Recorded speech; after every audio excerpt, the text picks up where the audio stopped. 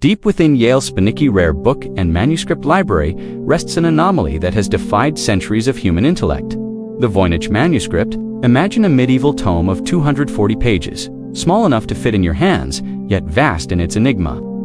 Its yellowed vellum pages are filled with vibrant illustrations of plants that do not exist on Earth, constellations that defy astronomy, and female figures immersed in greenish pools, connected by intricate piping systems. But the true mystery lies in its script, an elegant cursive and completely indecipherable alphabet, composed of about 25 to 30 unique characters arranged in a flow that mimics human language but refuses to yield any meaning. This is not just an unreadable book, it is an echo of a lost mind or culture, an artifact so stubborn in its secrets that it has become the holy grail of historical cryptography, frustrating generations of scholars and fueling the imagination of those who dare to dream of its hidden revelations. The known history of the VOYNICH manuscript begins in the early 17th century, when it appeared in the possession of Jakob Horvik of Tiepneck on Apothecary at the court of Rudolf II, Holy Roman Emperor, a notorious collector of curiosities and secrets. Since then, the book has passed through the hands of alchemists, intellectuals, and emperors, each attempting in vain to unravel its pages. Its modern name, however, comes from Wilfred Voynich, a Polish bookseller who acquired it in 1912 and introduced it to the world, initiating the global hunt for its translation. Before Voynich, the manuscript was an object of particular fascination in restricted esoteric and academic circles. After its rediscovery, the manuscript quickly attracted the attention of some of the greatest minds of the 20th century. Cryptographers from World War I and II, linguists, historians, and even intelligence teams. The hope was that it was a military code or an esoteric treatise. But with each attempt, frustration grew. The text's complexity, which did not behave like any known cipher, was an insurmountable challenge. One of the most intriguing features of the VOYNICH manuscript is its illustrations, which many divide into 6 thematic sections. The botanical section displays fantastic plants, many of which do not correspond to any known species. The astronomical section shows circular diagrams with suns, moons, and stars that do not align with historical celestial maps. The biological section features the enigmatic female figures, some with swollen abdomens and water baths with piping that suggests unknown rituals or medical practices. There are also cosmological, pharmaceutical, and recipes sections, each with its own peculiar drawings. These illustrations are as enigmatic as the text. They do not appear to be merely decorative.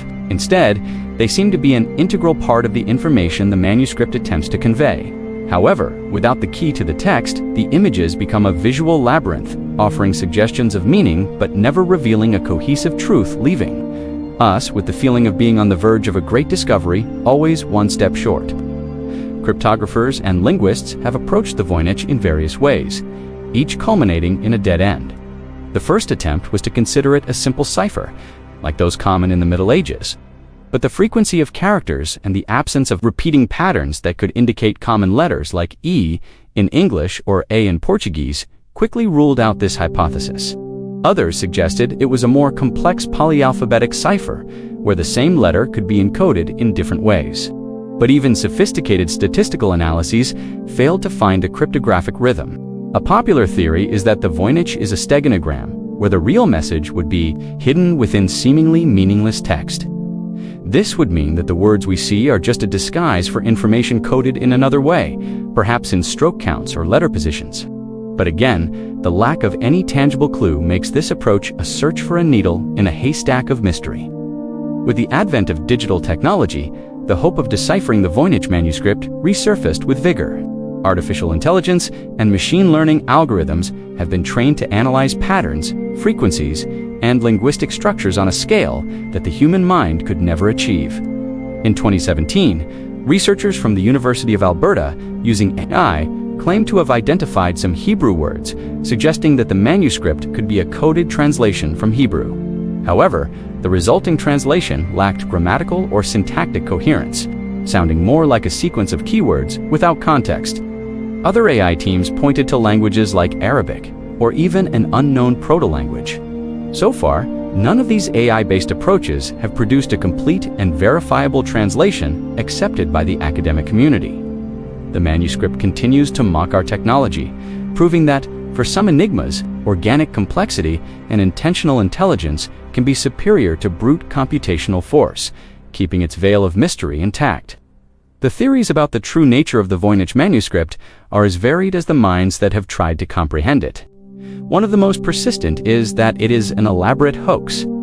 Skeptics argue that the book was created by a brilliant trickster to deceive wealthy collectors, like Rudolph II, who had a great interest in exotic and mysterious items. The fluid and consistent calligraphy would suggest a single author, and the language would be intentionally designed to be indecipherable without any significant content. However, the complexity and internal consistency of the supposed Voynich language, its grammatical laws, and the repetition of patterns that seem almost human are difficult for a single forger, even the most ingenious, to replicate. Carbon-14 dating of the vellum, which points to the 15th century, also refutes the idea of a modern hoax. The possibility of a constructed language like Esperanto for a secret purpose, or even a personal diary of someone with a neurological condition that altered language, has also been considered, each adding layers of fascination and speculation. Another captivating theory is that the Voynich manuscript is a lost medical or scientific treatise, coded to protect valuable information. In the Middle Ages, the Catholic Church had great control over knowledge, and new ideas, especially in areas like medicine and astronomy, could be deemed heretical. Thus, coding a text with advanced discoveries would be a way to preserve knowledge for a select circle. The illustrations of plants and celestial diagrams certainly fit this narrative. But if it were a treatise, what would be the benefit of such an impenetrable coding? And why use plants that do not exist if the goal was to heal or describe real phenomena? The lack of an entry point for decoding is the biggest obstacle.